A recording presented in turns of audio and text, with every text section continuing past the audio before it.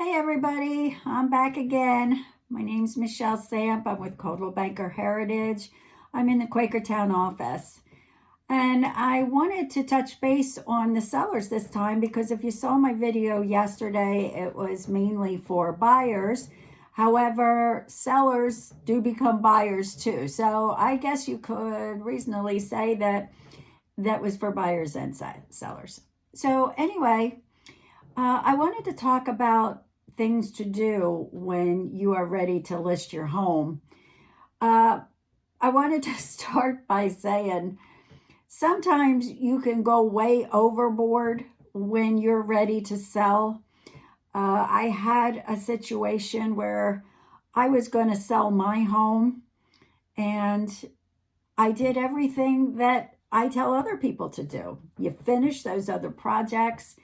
You clean out the house. You're moving anyway. Get rid of the stuff. Put it in boxes. Put it in storage. Whatever you want to do. Less is better. So I did all that. Those little things that needed to be done were finished. It was great. I had an open house. My house looked great. By the time the open house was over and I was looking around and feeling really comfortable and good in my house, I decided not to sell it. And this is the honest to gosh truth. I decided not to sell it, pulled it off the market, and brought all my junk back in. Well, I'm still here. So hopefully, if you're looking to sell, you're really looking to sell. I guess down deep I was a little nervous and not quite sure what I wanted to do. This was my home. I have an emotional tie, which most people do. They want to put their house on the market for good reasons. And you know, if you're a moving up buyer is, what I say, and if you're selling that smaller home, you're not so tied to that. I mean, I'm sure if you had a child and it was their first bedroom and, their first swing set and, you've got some feelings, but you're excited and you're excited to go see great things with that next home that you're going to purchase. And then you have the sellers that, they have an empty nest and they've lived there for 50 years and they have to move and they forget that they're actually packing up all their feelings and their pictures, and they're still going to see their children, and now they're going to be doing something different. Maybe they're going to start to travel and not have all the maintenance and the repairs that need to be done. Wouldn't that be great? Well, I have run into all these sellers. They all have different ties. And the first thing I want to tell a seller is you've got to separate the emotional feelings. You have to be ready. You need to know that this is a good thing for you to do. And the best thing to start that is to talk with a realtor and let them, talk to you to try to help in your choices of homes and is this the right time for you? Is it the right time to put it on the market? I'm always going to say yes, because there's different times of the year that makes it great in maybe different ways. I mean, you talk about not putting it on in the wintertime because the holidays are coming. Are you kidding me? Buyers want to see that house. They want to have Christmas or they want to have Thanksgiving in that brand new house. I mean, they're picking out, where can I put that Christmas tree? Well, anyway, let's start from the beginning. You have decided, let's put our house on the market. So the first thing I want you to realize is curb appeal. I'm sure you understand curb appeal is where it's at. There's a lockbox on your house that allows the agent and the buyers to come forward and they're going to unlock your doors. So what's the buyers doing at that time? They are looking around. They're looking at your landscaping. They're looking at your neighbors. They're looking across the street. They're looking up. Look at that dirt on your light outside of your door. That's where the spiders are going, and they're looking at that stuff. Windows, be prepared. This is going to determine whether it's a fixer-upper or it's a great house with a wow factor. So don't neglect that. So, okay, so they're walking through your door. Understand that the first thing they want to see is a home that has, again, that wow factor. They don't want to see all your stuff slash junk that is only for your eyes. You have the grandchildren or you have the children's toys, but they go from 0 to 10 years of age. You can slim that down a little bit, just keep your stuff, to where it needs to be in relationship to the children, if you even have children, so that stuff I suggest. I want you to get rid of everything. Like I said, you're moving anyway. Get that stuff in your boxes, and even if you have to put it down into the basement or out into the garage, that's okay. You're moving. Don't block the walls. Inspections are coming, and it's not supposed to be blocked. So if you're putting those boxes down there, make sure you leave room, so that the buyers can see the whole perimeter of whatever it is that you think you're going to block, So, and then as they're walking through your house, they're looking at paint, and you don't want those bold colors. Take the time to put fresh paint. So let's recap. We've got great curb appeal, and let's have fresh paint, and let's get rid of the clutter. Now we're in your basement, not your basement. You're in the kitchen. Let's go in that kitchen. My pet peeve is things on top of the refrigerator. A lot of people, the sellers, that's the greatest place to put cereal boxes and potato chips and, all that stuff that you don't have a cabinet to put it in. And in my eyes, that's what I'm looking for. We need cabinet space. So there you are again. If you don't use that blender and the toaster and all that stuff, the double boilers and your Instapot, that's always out on the counter. If you're not using that stuff on a regular basis, put it in that box. You're moving anyway, move it out. You want those countertops to be clear, and I don't want you to not make it look like a kitchen. We need cutting boards and we need our knives and, stuff like that we use every day. Coffee pot. Make sure it's a nice coffee pot, but yeah, keep it there.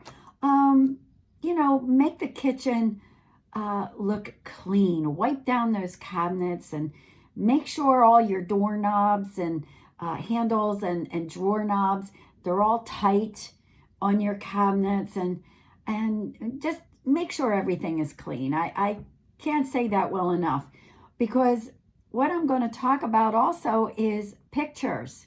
You have to have a lot of pictures and maybe a great virtual tour, especially in today's times. Buyers can't show up so easily, so it's all about the virtual tours. Cabinets are great, not cabinets, cameras. Cameras are great these days. They are going to pick up all the marks on your dishwasher and your windows. Make sure everything is streak-free. The grease is gone, because we're going to be zooming in. I am a photographer also, and I consider myself a professional photographer as far as taking pictures for the sellers. They love my pictures. I have them bright and roomy, and we travel through the house as if we're walking, and we get those virtual tours. But like I said, they're going to be zooming in on this stuff, and you want to make sure that's all clean and taken care of. So I also wanted to talk about repairs. If there is something that is going to point out to their spouse, to their kids, or just to the single person, that roof needs to be repaired, or the gutter is falling off, or the water leak stains on the ceiling and stuff. You want to make sure that that is not what they're seeing. I'm not telling you to cover it up. I'm telling you to fix it. The buyers are going to get inspections anyway. And if they get an inspection that says this and this and this and this, they're going to come to you and tell you to fix it. And if you had fixed it to begin with, they wouldn't be asking for a lower price because they're seeing it again as a fixer-upper. You do not want a fixer-upper. So many things can be done for so little money. I want you to think of it that way and just get the repairs done. Don't hide the problems and don't over-personalize the space. I want the buyers to come in. They're going to go into your living room. I know a buyer, when they come in to the living rooms or to the bedrooms, if they like the place, they're going to say, oh, I want to put my sofa here. Do you think it will fit? Or I can put the bed here, or maybe even over there. If you've got those rooms so cluttered and makes it look like I can't put a queen size bed because we need to fit all these dressers in there, you need to show that there's plenty of room. Go into the closet. This is a biggie. Go into your closet. Wow, it's a walk-in closet. You've got so much room in that walk-in closet. But you don't have room if your floors are cluttered with all the shoes, from the boots to the sandals, from the sweaters to the t-shirts to the shorts to the pants, skis, snow pants. You don't want that. If we're in summer, show the summer clothes. Pack away the winter stuff. You don't need it. You're moving anyway. Put it out there. Put it in the boxes. It's going to save you all that time when it's your time to move. Buyers are going to come in. They may ask for 30 days for a settlement. Are you ready? You can start getting ready now. Let them take the time to personalize their space. You don't want to keep it so cluttered that they are not able to do that. So the other thing is, it is a seller's market. So if the house is priced right, you're going to get a full price offer. If it's priced right and it looks great and the buyers are coming in, you might even get over the offer. However, if your house isn't priced right, you may not get any buyers at all. And you're going to sit there on the market for 10 days, for 20 days, for 40 days, for 50 days. And the reason why it isn't priced right is two things. Either your agent didn't show you the correct comps, or you are holding on to those emotional feelings. You want them to know you spent $20,000 on that new roof. Well, I can tell you, you're not going to get $20,000 for a new roof because it would have came with a roof anyway. So it's new. So, hey, they're going to want to buy your house. And when they're looking at, hey, it has a new roof and it has a new dishwasher and you know, the heater's been replaced. Wow, I can afford to give a little bit more because of all those things. I know for the 20 years I might be living here, I don't have to replace a roof. I don't have to replace that heater because everything's been done. You're going to get overvalue anyway. So don't be afraid to do all those things. But if you're staying on the market without those things, overpriced, now the buyers are saying you're ready to sell and they're going to come in low. They've already bought up all the other homes that were priced right. Yours is just sitting there. You are ready. You are ready to make an offer or to accept an offer. You are not going to get what you think the value is. So that's an important tip. That's something that myself as a realtor, I tell my sellers all the time. I'm very truthful, I'm upfront. I want you to make the best money you can make on your property. That's what I'm here for. That's what I'm going to try to relay to you. The other thing is, I've coming up with quite a few things, but I also try to tell my sellers, please do not be there with the showings. I know that you're very proud of what you did.